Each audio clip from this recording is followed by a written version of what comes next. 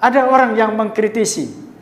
Lalu kemudian siapa yang tidak tersinggung ketika ada orang mengatakan, kalau saja ijazah di negeri ini tidak menjadi sesuatu hal yang sangat penting, selembar ijazah itu, saya tidak akan sekolahkan anak saya di lembaga formal.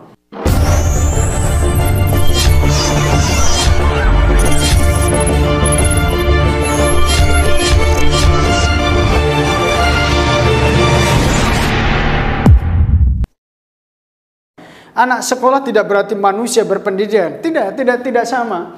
Ya, antara sekolahan dengan pendidikan itu tidak sama. Tidak menjamin bahwa anak sekolahan itu berpendidikan.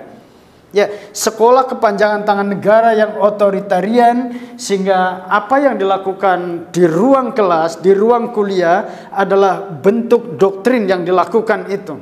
Kalau hanya transfer ilmu, dekadensi moral, perilaku menyimpang dan tidak memiliki hati dan penghormatan kepada guru dan orang lain. Kalau hanya pendidikan tadi itu, sekolah itu berperan hanya transfer of knowledge, maka yang akan terjadi adalah ini. Dekadensi moral, perilaku menyimpang, tidak memiliki hati dan penghormatan kepada guru dan orang lain. Ini kan yang terjadi selama ini, ya, di dunia pendidikan kita. Dan ini saya kira otokritik untuk bagaimana ke depan melakukan perbaikan-perbaikan yang lebih manusiawi terhadap proses pendidikan kita ini. Ya, kemudian ini menarik apa yang disampaikan oleh Profesor Paul Breyer. Dunia pendidikan memerlukan kepemimpinan yang revolusioner. Metodenya bukan hanya propaganda libertarian yang tidak hanya sekedar menanam tetapi dengan dialog. Saya kira di situ diperlukan bagaimana proses pendidikan dengan pendekatan yang dialogis, yang dua arah bahkan multi arah, yang memberdayakan anak dan mahasiswa, sehingga anak dan mahasiswa itu tidak melulu menjadi objek pendidikan tetapi juga sekaligus sebagai subjek pendidikan. Guru dan siswa sama-sama bertindak dalam bertindak terhadap kenyataan, sama-sama menjadi subjek. Ya, diberdayakan itu. Jadi mereka tidak seperti bank yang kemudian semakin kita isi bunganya semakin banyak, seperti gelas yang kemudian semau kita lalu diisi dengan air oleh guru itu. Padahal sejatinya anak tidak seperti itu. Anak bawa potensinya masing-masing dan tugas kita adalah memberdayakan potensi mereka itu. Perlunya pembelajaran selalu diasosiasikan dengan pembacaan kritis terhadap realitas.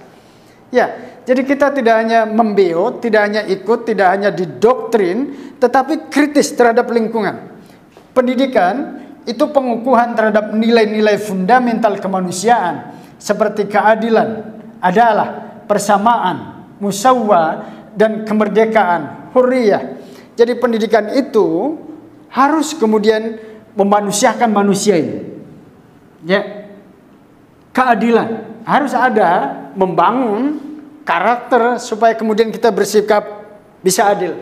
Ada persamaan, ada egaliter di situ dan ada kemerdekaan. Ya. Kemudian ya. Ini saya kira kita coba kepada pemangku kepentingan, stakeholder, terutama pemimpin kita. Paradigma pendidikan itu bergeser dari pendidikan formal ke pendidikan non formal. Ini ada apa sejatinya dalam dunia pendidikan formal ini? Ada orang yang mengkritisi. Lalu kemudian siapa yang tidak tersinggung ketika ada orang mengatakan, kalau saja ijazah di negeri ini tidak menjadi sesuatu hal yang sangat penting, selembar ijazah itu, saya tidak akan sekolahkan anak saya di lembaga formal. Pertanyaannya, ada apa dengan lembaga formal kita? Sehingga banyak di antara orang-orang tua kita ini menyekolahkan anaknya bergeser dari lembaga formal ke lembaga non formal. Homeschooling sekarang ini semakin berkembang dengan pesat. Sekolah olahraga, sekolah tari, itu banyak sekali kemudian di tengah-tengah masyarakat dan peminatnya semakin banyak. Ya, saya kira ada sesuatu hal yang kemudian harus dikoreksi di lembaga formal kita. Ya, apakah kemudian di lembaga non formal itu memanusiakan anak, atau sebaliknya di lembaga formal tidak terjadi itu, ada pemaksaan itu. Ya, yang sering saya sampaikan harus ada KKM, nilai semuanya harus sama. Ya, semua anak harus cerdas di bidang ini, matematik, kimia, fisika, bahasa Inggris harus sama. bahkan dengan angka-angka yang cukup tinggi. Padahal ditemukannya multiple intelligence, kecerdasan majemuk, itu semakin menegaskan bahwa sejatinya tidak ada anak yang bodoh. Mereka bisa sukses sesuai dengan potensinya masing-masing. Ya, tugas guru, tugas kita adalah bagaimana mendorong potensi itu supaya kemudian lebih berkembang dengan baik. Pendidikan formal memandang semua anak sama, bahkan cenderung mematikan potensi anak menjadi kuburan massal. Ini yang tadi saya sampaikan. Ya, bukan alih-alih kita ingin mengembangkan potensi mereka, yang terjadi adalah membunuh karakter mereka, membunuh potensi mereka dalam tanda kutip, sehingga kemudian sekolah menjadi kuburan massal. Karena potensi-potensi yang dimiliki oleh anak-anak itu tidak berkembang dengan baik. Ya, tidak kemudian difasilitasi oleh sekolah. Realitas, tadi saya sampaikan, kecerdasan majemuk. Ya, anak-anak itu ada yang tipe linguistik, tipe logik, dan seterusnya. Siapa yang tidak sepakat untuk mengatakan bahwa Ustadz Abdul Somad itu cerdas? Dan kecerdasannya adalah kecerdasan linguistik, pandai untuk merangkai kata-kata. Sukses? Sukses. Kiai Haji Zainuddin MZ itu kalau bicara ceramah di tengah lapangan, dai sejuta umat, tidak ada orang yang ngobrol masing-masing ketika Pak Kiai bicara. Sukses. Sekali manggung berapa puluh juta? Jutaan. Ya. Siapa yang tidak mengatakan misalnya Lesti tidak cerdas? Oh, cerdas. Cuma kecerdasannya di bidang seni. Sukses? Sukses. Sekali off air, on air itu berapa puluh juta, yang itu tidak bisa dibayangkan oleh seorang dosen yang cerdas ya ketika menyampaikan materi di bangku kuliah. Berapa honornya? Sangat jauh dengan apa yang dihasilkan oleh Lesti misalnya. Ya, ada juga yang tipe logik.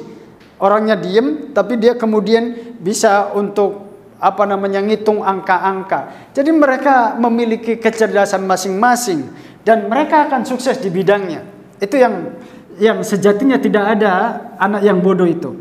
Bahkan sekarang di era disrupsi ada semacam konsorsium yang membutuhkan tenaga kerja tanpa mempersyaratkan ijazah. Yang penting memiliki skill dan kompetensi di bidang IT dan kemudian juga digitalisasi untuk secara online melayani konsumen atau pelanggan. Ini kalau kemudian perusahaan ini berkembang dengan pesat banyak, saya kira akan menjadi sebuah ancaman bagi lembaga pendidikan yang memproduksi ijazah. Karena ternyata sekarang banyak perusahaan-perusahaan yang meminta karyawannya supaya mereka bekerja tidak dengan mempersyaratkan ijazah. Tetapi apa yang bisa Anda lakukan untuk perusahaan ini supaya sukses? Ini kan sebuah ancaman saya kira. Kalau ini terjadi. Ya, dan ternyata udah terjadi kan. Apa yang ingin saya titipkan kepada pemimpin kita ini? Pertama, pendidikan harus terus diberdayakan. Tidak mengalami stagnasi, tidak kemudian ada unsur doktrin-doktrin saja melulu di situ isinya. Lalu yang kedua, bekerja sama dengan kalangan swasta untuk mewujudkan pendidikan berkualitas. Saya kira kita bisa kemudian bekerja sama dengan perusahaan, bekerja sama dengan dunia industri, dunia kerja. Lalu yang ketiga, perbaikan kurikulum, sistem evaluasi, sarana, materi ajar dan pelatihan, serta pengembangan profesionalisme guru. Nah, ini saya kira menjadi sesuatu hal yang sangat penting. Ya, ketika kemudian kurikulum kita ini harus kemudian menyesuaikan dengan kondisi yang ada. Karena sejatinya kurikulum itu adalah bentuk miniatur dari kondisi masyarakat sesungguhnya. Keempat, reformasi pendidikan sebagai ujung tombak pembangunan. Jadi harus direformasi, harus jadidu imanakum dalam tanda kutip ya, perbaiki terus. Ya, perbaiki terus. Karena kalau tidak nanti kita akan ketinggalan dengan kondisi pendidikan di negara-negara lain. Saya harus menutup perbincangan kita, diskusi kita pada pertemuan ini, bahwa sekolah mau tidak mau akan menjadi pusat perhatian seluruh elemen bangsa untuk dikaji kembali. Karena realitasnya lulusan lembaga pendidikan kita ini masih belum kompetitif, belum komparatif dibandingkan dengan lulusan dari negara-negara luar. Kita tidak ingin bahwa anak-anak kita berada di abad 21, tapi gurunya berada di abad 20, bahkan sarana pendidikannya berada di abad 19. Ya, kajian dimaksud dilakukan melalui perencanaan, pelaksanaan, dan pengawasannya yang lebih efektif dan efisien. Seluruh stakeholder, termasuk pemerintah dan peran legislatif, ya, terutama yang ada di Komisi 10 itu, keputusan-keputusan, kebijakan-kebijakan pendidikannya harus berpihak pada dunia pendidikan dan mencoba untuk memajukan dunia pendidikan kita lewat keputusan-keputusan politiknya. Saya kira ini mudah-mudahan ada manfaatnya. Assalamualaikum warahmatullahi wabarakatuh.